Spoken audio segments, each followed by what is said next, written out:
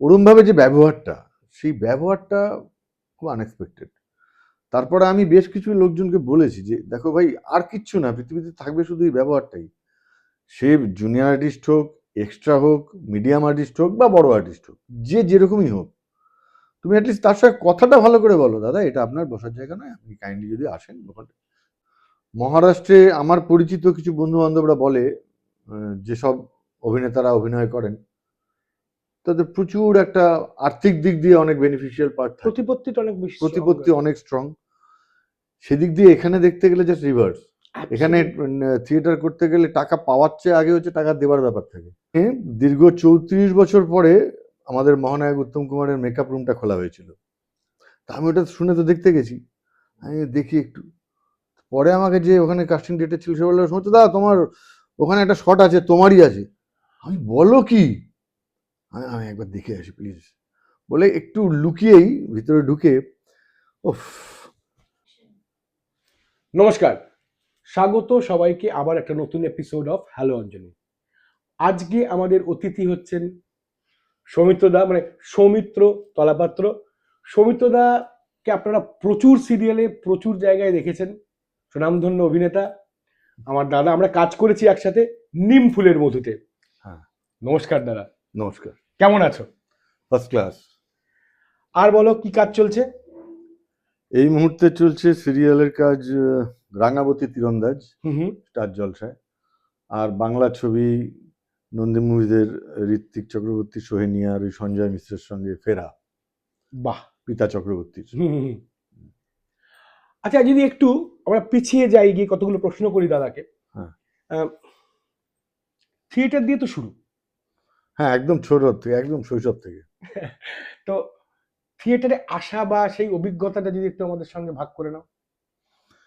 ছোট্টবেলার থেকে স্কুলে, তারপরে পাড়ায় যে নাটকের সুযোগ মানে জোর করে পেতাম, কিছু কিছু জায়গায় তো নিত না আর কি। সেই চিৎকার চেঁচামেচি করে পেয়েছি। এক জায়গায় মনে আছে, সে একটা কি অজাতশত্রুর একটা কোনো একটা চরিত্রে মারতে হবে, সে বাঁশ দিয়ে বানানো তরোয়াল, সে আমার তার উপর আমার রাগ ছিল, একদম স্টেজে উঠে তাকে ওই সত্যিকারে মেরে দিয়েছিলাম, আর সে তো চিৎকার। তো যাই হোক, তারপরে আমরা বাবার বদলির কারণে এই ভুটানের কাছে ছিলাম, হাসিমারা, তুমি জানবে এয়ারবেস। তো ওখানে প্রথম একটা ইংলিশ নাটক করতে গেছিলাম, হ্যারি ডিক টম, ভুটানে। খুব এনজয় করেছিলাম আমরা, মানে লোককে কলার উঁচিয়ে বলতাম বিদেশে নাটক করে আসলাম। তখন বয়স কিরম ছিল? এটা তখন আমি ক্লাস 9-এ পড়ি, এটা 79। বেশ অনেক আগে, ছোট বয়স একদম। তারপর থেকে নাটক শুরু হয় প্রফেশনালি বলতে গেলে যখন আমি কলকাতায় চলে আসি আর কি, তখন রঙ্গশিল্পীর সঙ্গে যুক্ত হই এন্টালি। ওখানে ওই রঙ্গশিল্পী দিয়েই শুরু, তারপরে বিভিন্ন রঙ্গশিল্পী সান্নিধ্য, আমাদের নিজেদের দল আছে, অনুসূয়া চৌধুরীর সঙ্গে করি আমরা ঠাকুরিয়াতে, কলকাতার সৃষ্টি সুখনাম। তারপর আস্তে আস্তে নাটকের সঙ্গে সঙ্গে বাংলা সিরিয়াল। সিরিয়ালটা শুরু হলো কিভাবে? সিরিয়ালটা শুরু হয়েছে, অ্যাকচুয়ালি আমি পাড়ায় ক্যারাম খেলছিলাম, তা আমার এক বন্ধু এসে বললো, সৌমিত্র একটু চল ঘুরে আসি। চল। তো ওই নিয়ে গেল আমাকে প্রথম NT1-এ। তো বললো এরকম সিরিয়ালের ব্যাপারে কথা হচ্ছে, তোর আগ্রহ আছে? হ্যাঁ, করতেই পারি। আমাকে একটা জিজ্ঞেস করেছে যে তোর নাটকের থেকে সিরিয়াল, আমি যে অবশ্যই, নাটক একরকম, সিরিয়াল একরকম, সিনেমা একরকম। তো যাই হোক, এমন একটা সিরিয়াল দিয়ে শুরু হলো যে নামটার সঙ্গেই মনে হয় কোনোদিনও সেটা ভোলা যাবে না। নামটা হচ্ছে ভুলে যেও না প্লিজ। তো ওটাতে আমি এক পুলিশ অফিসারের চরিত্র করলাম, দ্বিজেন ব্যানার্জি উনি আমার সিনিয়র ছিলেন। আর একটা গ্রুপ ছিল, সেটা টিটুদা, মানে আমাদের দীপঙ্কর দে আর মানালি। হ্যাঁ, ওখানে একটা মেমোরেবল ব্যাপার আছে। ওখানে দীর্ঘ 34 বছর পরে আমাদের মহানায়ক উত্তম কুমারের মেকআপ রুমটা খোলা হয়েছিল। তা আমি ওটা শুনে তো দেখতে গেছি, আমি দেখি একটু। পরে আমাকে যে ওখানে কাস্টিং ডেটে ছিল সে বললো, সমস্ত দা তোমার ওখানে একটা শট আছে, তোমারই আছে। আমি বলো কি, আমি একবার দেখে আসি প্লিজ বলে একটু লুকিয়েই ভিতরে ঢুকে, ওফ। ওনার খাট, যে খাটটায় উনি বিশ্রাম নিতেন, সেই খাটে চুপ করে একটু গা এলিয়ে দিয়েছি। উনি যে চেয়ারে বসতেন মেকআপ করতেন, সেই চেয়ারটা একটু বসে নিয়ে আয়না দিয়ে নিজেকে দেখে গুরুকে একটু যাই হোক, এই অভিজ্ঞতাটা আমার বিরাট। ওখানে একটা শট নেওয়া হয়েছে, আমার প্রথম শট, ওটা আমার জীবনের বিরাট পাওয়া। এটা সত্যি কিন্তু বিশাল পাওয়া সৌমিত্রদা। হ্যাঁ, ওটা মানে মহানায়ক উত্তম কুমারের মেকআপ রুমে সত্যি মানে শট দিয়েছি, এটা আমি আর মান্নালিও শট দিয়েছিল ওখানে। তারপর থেকে একের পর এক সিরিয়াল। তোমার তো অনেক সিরিয়াল হয়ে গেছে এখন অব্দি বোধহয়। হ্যাঁ, এই মুহূর্তে আমার, আমি যদি কাউন্ট করি, 97 কি 98 এরকম একটা হবে, বাহ, নিয়ারিং সেঞ্চুরি। Nearing century. ভাবতে পারা যায় বলুন তো? আর তুমি অনেক কটা অনেক কত অনেক অনেক অনেক অনেক সিরিয়ালে কাজ করেছো দেখে। আচ্ছা ধরো একটু যদি ভারী হয়ে যায় টপিকটা, জানি হতে হবে। ধরো এই যে থিয়েটার থেকে যে সিরিয়ালের যে জার্নিটা, হুম, আমাদের সবারই তো ধরো থিয়েটারটা তো একটা ভালোবাসার জায়গা থেকে করা, অবশ্যই অবশ্যই। কিন্তু কোনো আক্ষেপ আছে? আক্ষেপ ইন হুইচ সেন্স, মানে যে কোনো সেন্স। হ্যাঁ, আক্ষেপ মানে কি, এমন কিছু হয়েছে যেখানে আর কি বেশ খুব ভালো একটা ক্যারেক্টার নিয়ে কথাবার্তা হয়ে গেছে, ফাইনালি শেষ মুহূর্তে দেখা গেল যে আমাকে বাদ দিয়ে অন্য একজনকে নেওয়া হয়েছে, এরকম হয়েছে। তারপর নিজেই ভেবে নিয়েছি তো, এ তো হবেই, কিছু করার নেই। সিনেমার ব্যাপারেও যেমন। না, থিয়েটারের কোনো আক্ষেপ আছে? থিয়েটারের আক্ষেপ একটা আছে, সেটা কি বলবো, না বলতে ওটা পারো আমাদের গ্রুপে ঠিক নয়, অন্য একটা গ্রুপে, অন্য একটা গ্রুপে বেশ ভালো একটা ক্যারেক্টার ছিলাম আমি, লিড ক্যারেক্টারে। তো সামহাও পরবর্তীকালে দেখা গেল আমি নাকি একটু বেশি লম্বা, লম্বাটা একটা বাধার কারণ হয়ে দাঁড়ালো, তখন আমার জায়গায় আর একজনকে আনা হলো। তো সেটা আমার দুঃখ লেগেছিল এই কারণেই যে সেই ছেলেটি একটা মানে সোর্সের মাধ্যমে এসেছিল, কিন্তু পরবর্তীকালে খুব একটা সাকসেস সে আনতে পারেনি। এটা আমার বলা উচিত না, এটা ডিরেক্টরই আমাকে বলেছেন যে ওটা ওনার ভুল সিদ্ধান্ত হয়েছিল। ও একটা জিনিস আমার সত্যিই খারাপ লেগেছিল, যেটা একদম মানে শো আসবার কিছুটা আগেই এটা ঘটেছিল আর কি। এছাড়া তেমন বিশেষ কোনো আক্ষেপ নেই, কারণ আমি খুব অ্যাডজাস্টেবল, সব না, জায়গায় আমি অ্যাডজাস্ট ওই করি। সেন্সে বলছি না, আমি বলতে চাইছি ধরো সৌমিত্রদা, আমাদের এখনো যেভাবে আমরা থিয়েটারটা করি বা যেভাবে থিয়েটারটা যদি হওয়া উচিত ছিল, মানে ধরো অনেকেই তো বলেছেন যে থিয়েটার যদি সেরকম ভাবে আমাদের দেখতে হুম, পারতো, হুম। আমরা অনেকেই হয়তো অন্য কোনো মিডিয়ামে কাজ করতাম না, মানে যারা থিয়েটারটাকে ওরম ভাবে করি। হ্যাঁ, বুঝতে পেরেছি। এখন ঘটনা হচ্ছে, দেখো থিয়েটার, আমি যেটুকু শুনেছি মহারাষ্ট্রে যেটা হয়, সেটা যদি ভেবে আমি কলকাতার কথা বলি, দুটো আকাশ পাতাল তফাৎ। মহারাষ্ট্রে আমার পরিচিত কিছু বন্ধু বান্ধবরা বলে, যেসব অভিনেতারা অভিনয় করেন তাদের প্রচুর একটা আর্থিক দিক দিয়ে অনেক বেনিফিশিয়াল পার্ট থাকে, প্রতিপত্তিটা অনেক বেশি strong প্রতিপত্তি আছে। অনেক স্ট্রং। সেদিক দিয়ে এখানে দেখতে গেলে জাস্ট রিভার্স। এখানে Absolutely. থিয়েটার করতে গেলে টাকা পাওয়ার চেয়ে আগে হচ্ছে টাকা দেওয়ার ব্যাপার থাকে। আমরা পকেট থেকে টাকা দিয়েই আর কি অনেক কাজ করি অনেক জায়গায়, কারণ আমাদের খরচাটা তো উঠবে না, হ্যাঁ, খরচাটা উঠবে না। মানে দলটাকে চালাতে গেলে দেখেছি তো, আমাদের দলের ক্ষেত্রেও তাই হয়েছে। মানে দাদারা মানে মানে আমি যে দলে ছিলাম দীর্ঘদিন ধরে, মানে ইনফ্যাক্ট ছাড়তে হলো কাজ করার জন্যই, কারণ হুম, কমিটমেন্টের, আমাদের সবারই তো মোটামুটি তাই। একদম একদম, সিরিয়ালের কমিটমেন্ট এমন যে দলের কমিটমেন্ট রাখা যায় না। নিশ্চয়ই। তো চন্দনদা শান্তিদার নিজেদের পকেট থেকে টাকা দিয়ে দিয়ে কাজ করেছে। আরে বাহ, ও তো ওই রকম ডেডিকেশন, চন্দনদার মতন, শান্তিদার মতন, মানে দারুণ। চন্দনদা রোজগার করেছেন, শান্তিদা রোজগার করেছেন, সেই টাকা দিয়ে দল চালিয়েছে, চোখের সামনে তো দেখেছি। একদম। তো কিন্তু আমাদের এটা আমি বুঝি না, মাঝে মাঝে মাঝে মাঝে একটু প্রশ্ন ওঠে যে এটা কোথায় গন্ডগোলটা, মানে আমরা পৌঁছতে পারছি না দর্শককে কাছে, নাকি দর্শক আসছেন না আমাদের নিতে? কোথাও তো একটা গ্যাপ থাকে। যদি একটু থিয়েটার যদি একটু ঠিকঠাক করে দিতে পারতো, অনেকেই হয়তো থিয়েটারটা করেই বাঁচতেন, মানে থিয়েটারটাকেই অবলম্বন করে হয়তো বাকি জীবনটা কাটাতেন।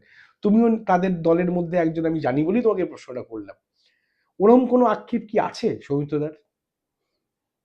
দেখো, সেই দিক দিয়ে দেখতে গেলে তুমি যদি ওভারঅল থিয়েটার বলো, তাহলে ওভারঅল থিয়েটারই একই ব্যাপার, এক্সেপশনাল দু একজন অভিনেতা বাদ দিয়ে অন অ্যান অ্যাভারেজ প্রত্যেকেই তাই আর্থিক দিক দিয়ে। হ্যাঁ, একদম। আমার যেমন জানা আছে এই একটা দলকে নিয়ে আসা হয়, কালকেই তাদের সঙ্গে অক্সফোর্ড বুক স্টোরে পার্ক স্ট্রিটে মিট করলাম। ছেলেটি শিলাদিত্য রায়, ওদের দিশারি বলে একটা দল আছে হুম হুম হুম পুনেতে। হুম। তো পুনের থেকে নিয়ে আসা হয় ওই শিলাদিত্য আর পৌলমী চ্যাটার্জি, মানে সৌমিত্রবাবুর হ্যাঁ মেয়ে আর হ্যাঁ। কি। ওরা একটা নাটক করেছিল রিসেন্টলি, একাডেমিতে দেখিয়েছে। এখন ওদেরকে নিয়ে এসে কলকাতায় করা হচ্ছে, ওদের নাটক আমার খুব ভালো লাগছে, লোকজন দেখছে। এবার ওরা কি সেইভাবে আর্থিক দিক দিয়ে বেনিফিটেড হচ্ছে? হচ্ছে না কিন্তু। আমি কাল কথা বলে তাই জানতে কি? পারলাম সেইভাবে হচ্ছে না কিন্তু এখানে অ্যাটলিস্ট। কিন্তু আমরা যদি ধরো এরকম ভাবে যদি ভাবি, আম, জানি একটুখানি হয়তো খুব বিতর্কিত কতগুলো প্রশ্ন করে ফেলছি, আহ, কিন্তু আমরা দেখো, আমরা যখনই কলকাতার পশ্চিমবঙ্গের বাইরের কোনো দল এসে এখানে থিয়েটার করছেন, তখন কিন্তু আমরা 7,500 টাকা 10,000 টাকা অব্দি টিকিট কেটে সামনের লোকেরা কিন্তু ভিড় করে হ্যাঁ, বসছেন, সেটা যদি হিন্দি ভাষায় ভাষীর হয়। এই তো নাসিরুদ্দিন শাহ যেটা এসেছিলেন পদাতিক। আমি যদি আইনস্টাইন গুলো ছেড়েই দাও, আমি যদি অন্যান্য গুলিও বলি, যাই হোক, আমি নাম করে করে বলতে চাই না, ওকে, লেটস নট টেক নেমস। না না, রাইট রাইট। তো তো হচ্ছে তো, সেক্ষেত্রে তো লোকেরা দেখছে, কলা মন্দির বা যদি এগুলো ভরছে তো। হুম হুম। তাহলে বাংলা থিয়েটারের ক্ষেত্রে এরকম একটা সৎ ছেলের মতো একটা আচরণ আমি মাঝে মাঝে বুঝি না।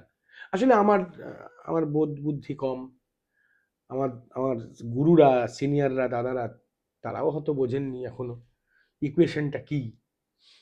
আমার যেটা মনে হয় যে আমি এখনো সে জায়গায় পৌঁছাইনি এই নিয়ে কোনো মন্তব্য করার মতো, সত্যি কথা। না, না, একদম ঠিকই, একদম। এটা ভালো বেটার, বলেছো। বেটার থাক। এটা থাক। আচ্ছা, এবার আমরা আসি সৌমিত্রদার ছোট পর্দা থেকে প্রথম বড় পর্দার কাজ কি হলো? হ্যাঁ, এটা ছোট কথা। প্রথম বড় পর্দা বলতে গেলে আমি সত্যিকারের ক্যামেরার সামনে প্রথম কাজই করেছি বড় পর্দায়। হ্যাঁ, সেটা আমার হ্যাঁ, ভাগ্যে জুটেছিল। বাহ। সে কাজ হয়েছিল, শচীন অধিকারী ডিরেক্টর ছিলেন, বাংলা ছবির নাম ছিল দৃষ্টি।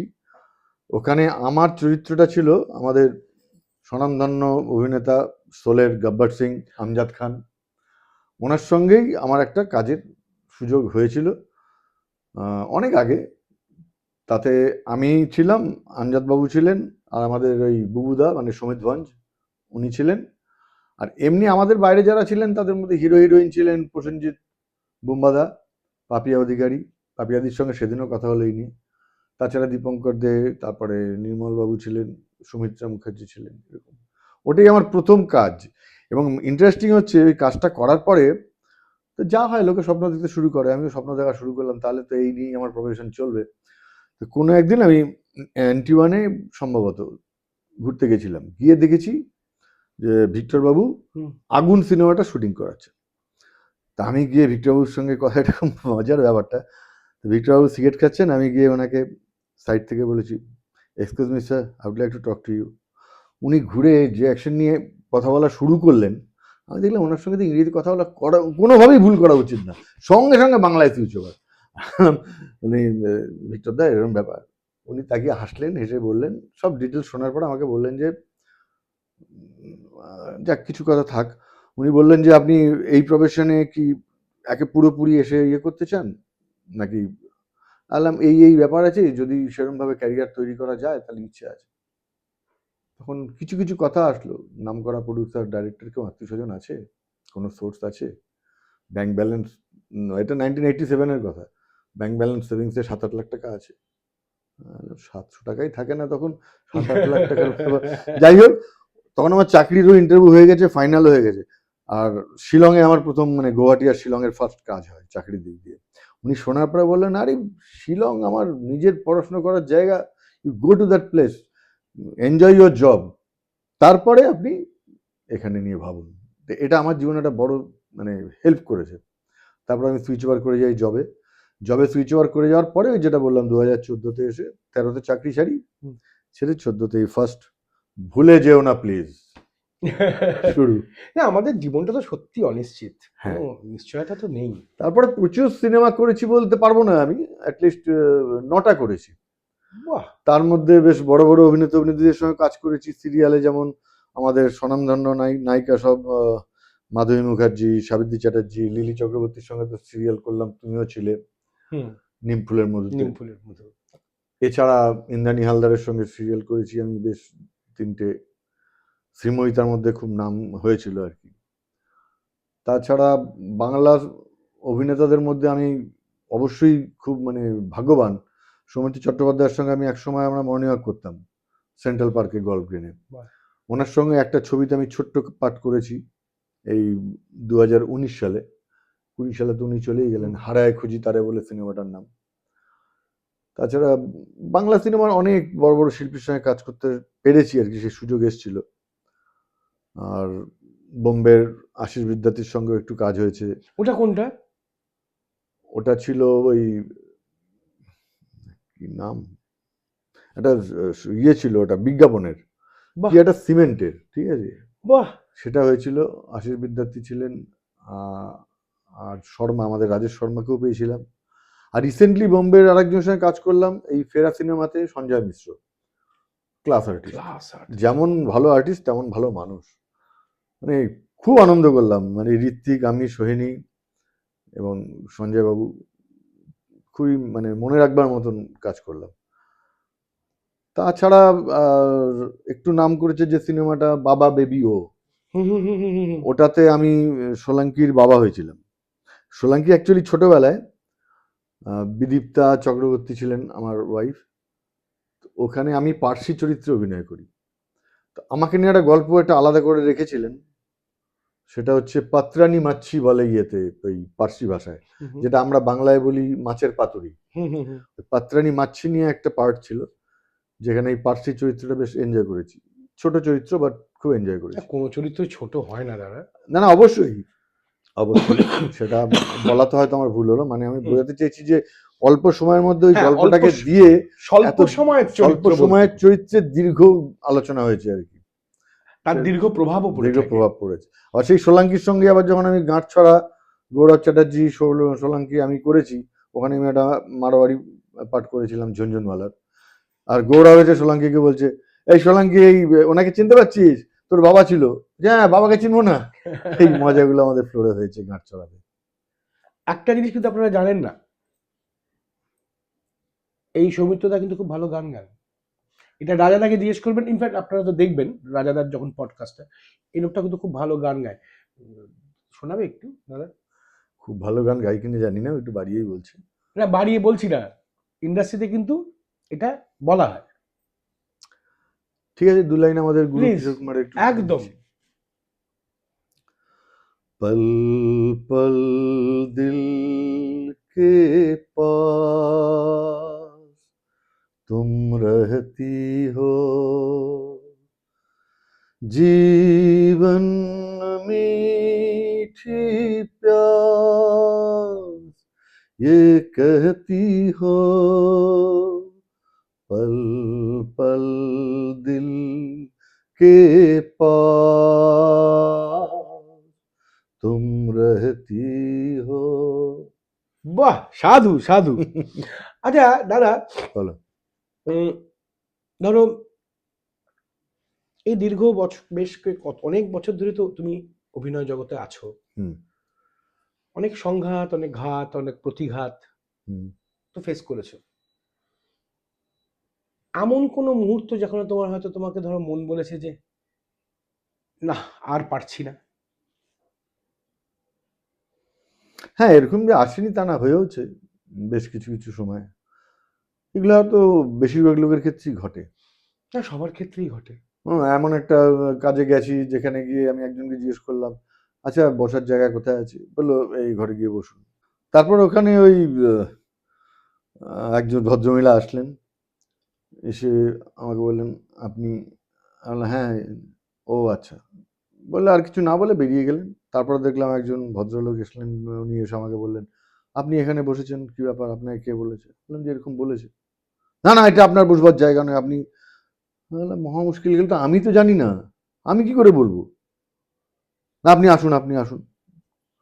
তখন আমাকে নিয়ে গিয়ে একটা অন্য জায়গায় বসালেন আর কি, ড্রেসারদের থাকে, ড্রেসারদের সঙ্গে। ওই মুহূর্তটা আমি, ওই যে ওই ভদ্রমহিলাও দেখলেন, ভদ্রমহিলা হয়তো গিয়ে বলেছেন বা কিছু একটা হবে, না হলে পরে তো হয় না এটা। ওরমভাবে যে ব্যবহারটা, সেই ব্যবহারটা খুব আনএক্সপেক্টেড। তারপরে আমি বেশ কিছু লোকজনকে বলেছি যে দেখো ভাই, আর কিচ্ছু না, পৃথিবীতে থাকবে শুধু এই ব্যবহারটাই। সে জুনিয়র আর্টিস্ট হোক, এক্সট্রা হোক, মিডিয়াম আর্টিস্ট হোক বা বড় আর্টিস্ট হোক, যে যেরকমই হোক, তুমি অ্যাটলিস্ট তার সঙ্গে কথাটা ভালো করে বলো, দাদা এটা আপনার বসার জায়গা নয়, আপনি কাইন্ডলি যদি আসেন ওখানে। তা না ওই ঝাঁঝিয়ে বলার যে ব্যাপারটা, আসলে দেখেছি অনেকেই অনেক রকমভাবে নিজেদের দুঃখটাকে প্রকাশ করা হয়তো ওই ব্যবহারের মাধ্যমে, হয়তো সে নিজেও চায় না এরকম হয়। তারপরে লাঞ্চের সময় প্রথম জীবনে এরকম এসছে, হ্যাঁ লাঞ্চ দেওয়া হয়ে গেছে, যান বাইরে খাবারটা নিয়ে আসুন। কেউ বললো বাইরে খাবারটা নিয়ে আসুন, কেউ বললো লাইনে দাঁড়ান। তো প্রথমবার একবার দুবার দেখেছি, কিন্তু ঠাকুরের আশীর্বাদে আমি ডাইরেক্ট বলেই দিতাম যে দেখুন আমি ভাই পারবো না, কিছু মনে করবেন না, তাহলে থাক, আমার লাঞ্চের দরকার নেই, আমি নিজেই ব্যবস্থা করে নেবো। এই জিনিসগুলো খুবই বেদনাদায়ক। এখন তো অনেকটা পরিবর্তন হয়েছে, কিন্তু হ্যাঁ এটা প্রথম দিকে তুমি যদি বলো আমিও ফেস করেছি। হুম। একটা কথা বলি, ওনাকে আমি ফার্মাসিউটিক্যালসে ছিলাম, তো মাঝে মধ্যে একটা দুটো গিফট ওনাকে দিতাম, উনি আমাকে বলতেন ও এম্বারাসিং, হ্যাঁ তুমিও তো সৌমিত্র। আলা আমি সৌমিত্র নামটা আমার রেখেছি কিন্তু আপনার জন্যই, আমার এক দিদি আপনার ফ্যান ছিল তাই নামটা রেখেছে। হ্যাঁ তো এত দেওয়ার কি আছে? আলা আপনার যদি সত্যি এম্বারাসিং লাগে আপনি আমাকে একটা দিন। কি দেবো তাহলে? আমি সেটা আবল তাবল এসে দিন।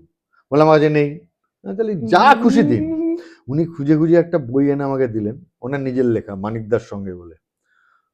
সেই বইটার মধ্যে দিয়ে আমাকে বলছেন তোমার নাম? আমি বলছি না না, মার নামে দিন আপনি। মায়ের নাম কি? আমি বলছি দীপিকা তলাপাত্র। দয়ার্সি পয়দীর্ঘি না দয়দীর্ঘি পয়হর্ষি, এত মজা করে বললেন, বলে উনি আমাকে লিখে দিলেন। লিখে দেওয়ার পরে মানে ওই কথাটা উঠলো আর কি, যেটা কি ওই তো মানে যে ব্যবহার। হ্যাঁ এই ব্যবহারের ব্যাপারগুলো উনি তখন বললেন যে আজকে যে জায়গাগুলো এসছে আমরা দেখি, অনেক সময় বলবার ইচ্ছে হলেও বলতে পারি না, চোখের সামনেই দেখছি যে এমন এমন ব্যবহার করছে লোকের সঙ্গে। সেরকম একটা ঘটনা ঘটেছিল। ওনার নামটা আমার ঠিক মনে পড়ছে না। সত্যজিৎ রায়ের সিনেমায় যে গানটা গেয়েছিলেন ইয়েতে, চক্রবর্তী, ভদ্রলোকের নাম, খুব নাম করা সিঙ্গার ছিলেন, ভালো অভিনেতা ছিলেন, রবীন মজুমদার নাকি রবীন্দ্রবাবু, যাই হোক খুব নাম করা অভিনেতা ছিলেন।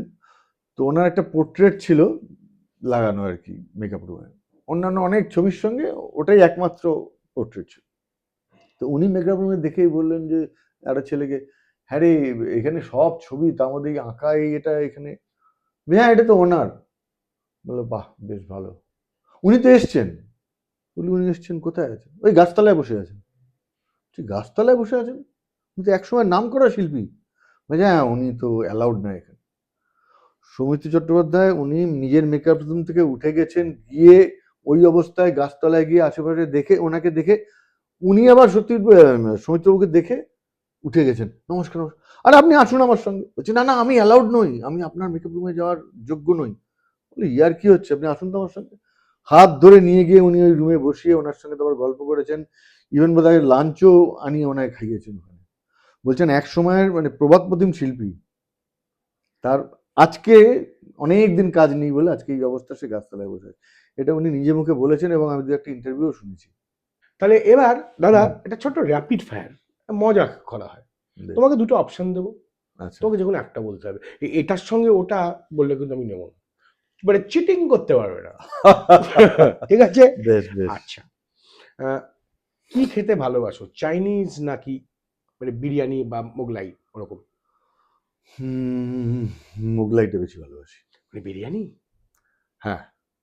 ওফ, ফাটানো। কফি না চা? কফি। একদম। ও ঠিক আছে। আচ্ছা ধরো ছুটি পেয়েছো হুম, 3-4-5 দিন, পাহাড় না সমুদ্র? পাহাড়। ও তুমি পাহাড়, আমি আবার সমুদ্র। আচ্ছা। ঠিক আছে। আম, ধরো মনের মানুষের সাথে একটা চেনা জানা জায়গায় ডেট করে খেতে যাওয়া বা তার সঙ্গে একটা কোনো বিষয়, নাকি এটা অজানা অচেনা তোমার ওই এই পথ যদি না শেষ হয় করে তুমি বাইক চালাবে, চলে গেলে কোথাও রাস্তাঘাটে খেতে খেতে বেশ ঘুরে টুরে আবার রাত্রিবেলা ব্যাক, বা অবশ্যই এটা লং ড্রাইভ, একটু অচেনা অজানা জায়গা হবে, ফাঁকা হবে, নিভৃতে কথা বলতে পারবো, কেউ বিরক্ত করবে না। আর না জানা না জানা আর জায়গায় না খাওয়া জানা দাওয়া। অচেনার আনন্দ যেটাকে ও বলে। হ্যাঁ, আহা হা হা। বর্ষা না শীত? শীত। আচ্ছা, অপশন যদি এখন থাকে তোমার, হুম ধরো একটা খুব ভালো একটা সিনেমার কাজ এলো, হুম। অসম্ভব ভালো একটা চরিত্র, একটা খুব ভালো একটা চরিত্র একটা থিয়েটারে, যেটা হয়তো তোমার স্বপ্নের চরিত্র টাইপস, কোনটা? একটু জমিদারি ব্যাপারটা আমার বেশ ভালো লাগে, জমিদার টাইপের ক্যারেক্টার। না তাহলে কি, না আমি যে এই দুটোর মধ্যে কোনটা হবে, ধরো প্রচুর টাকা দিয়ে একটা ভালো একটা সিনেমার চরিত্র, নাকি একটা তোমার মনের মতো একটা অবশ্যই মনের মতো থিয়েটার চরিত্র, থিয়েটারের চরিত্র? মনের মতো থিয়েটারের চরিত্র। বাহ। গুড, তুমি দারুণ খেলেছো, কিন্তু র্যাপিড ফায়ার ফাটাফাটি হয়েছে। আচ্ছা এবার না, বলি। একটা কথা বলে নি, থিয়েটারের এটা সবাই বলে হয়তো, থিয়েটারের চরিত্র বলার কারণটা হচ্ছে থিয়েটারের যে মজাটা আছে, এই যে 1000 লোকের বা 500 লোকের বা 700 লোকের হাততালি, এ টাকা দিয়ে কাউন্ট হয় না, ও মজা অন্য। এখনো মিস করি জানো তো। যাই হোক, আমি হয়তো আবেগপ্রবণ হয়ে যাব।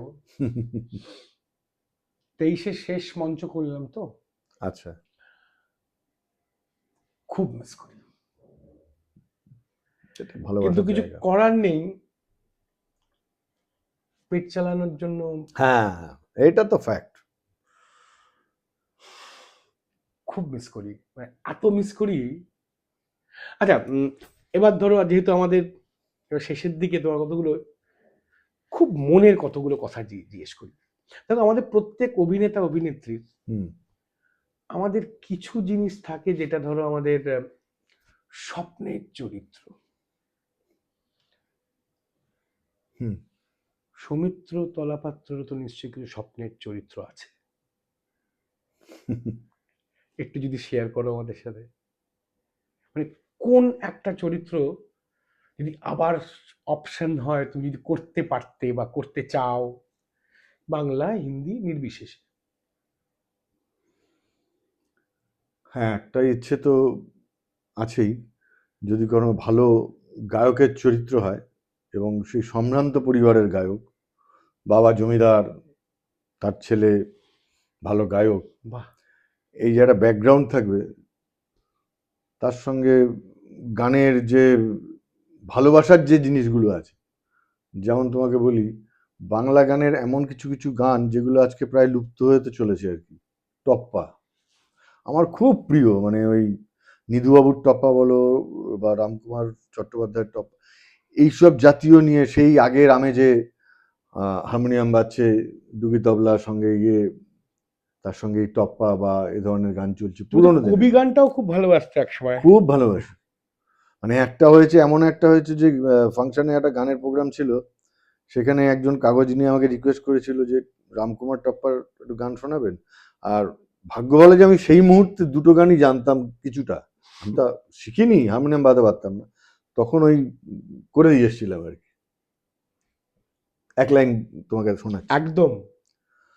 শহরের বাবুগিরি, বাবুর টেক্কা রাখবো ভাই, শহরের বাবুগিরি, বাবুর টেক্কা রাখবো ভাই, বাবুর বাবু সেরা বাবু, বাবু আনির জুরি নাই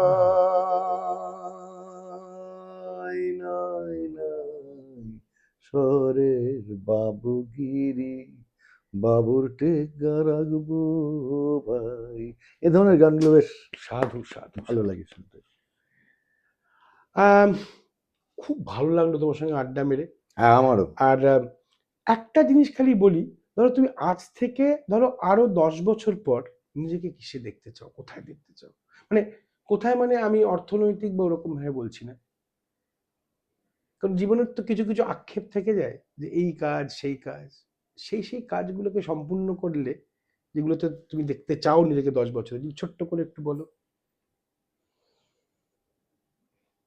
প্রথম কথা হচ্ছে, যে মানুষটা আমি আছি সেই মানুষটাই থাকতে চাই। যখন যে কোনো লোকের সঙ্গে তাদের প্রয়োজনে পাশে দাঁড়াতে পারি সেই অবস্থায় থাকতে চাই।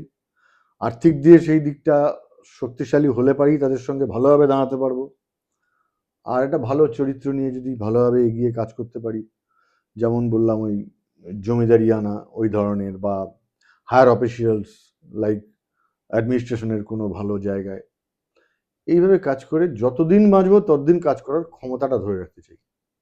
আর কিছু কি পাল্টাতে চাও আমাদের এই অভিনয়ের জগতের কিছু?